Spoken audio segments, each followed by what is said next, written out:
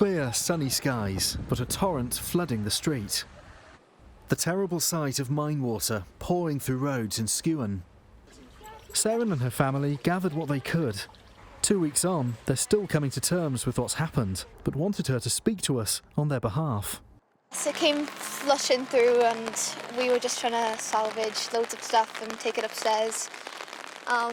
We lost loads of furniture. And it's not just the water, it's everything else, isn't it? Yes, we did lose a lot of stuff and still in a state of shock. We go to the hotel and then we come here twice a day to feed the cats. Probably a year or a year and a half. Before you can move back in?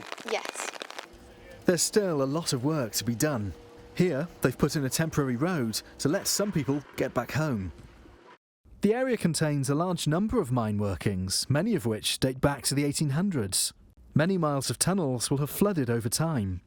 It's thought an existing drainage route became blocked. Water that might otherwise have drained away instead found another way out.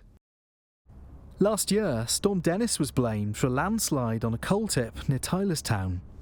The coal industry might be all but gone, but do we need to do more to deal with its legacy? Now, some of my family were originally from round here, and as a child I remember coming here when this was a working pit, a busy industrial site. Fast forward 30 years and things are really very different, but it's taken a lot of work to get to this stage.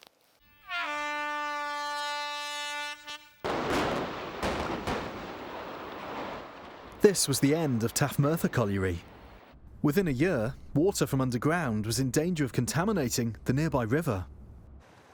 The solution, a system of pumps and lagoons managed by the Coal Authority.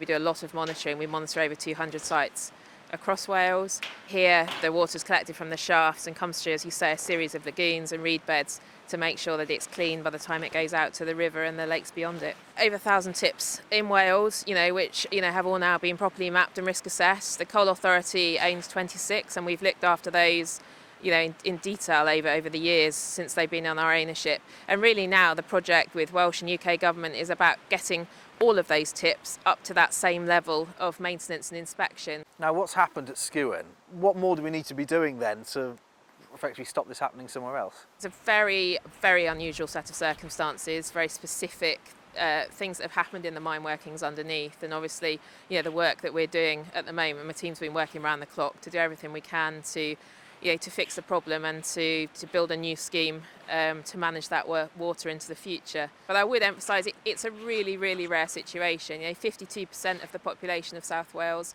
live on the coalfield. The vast majority will never experience any problems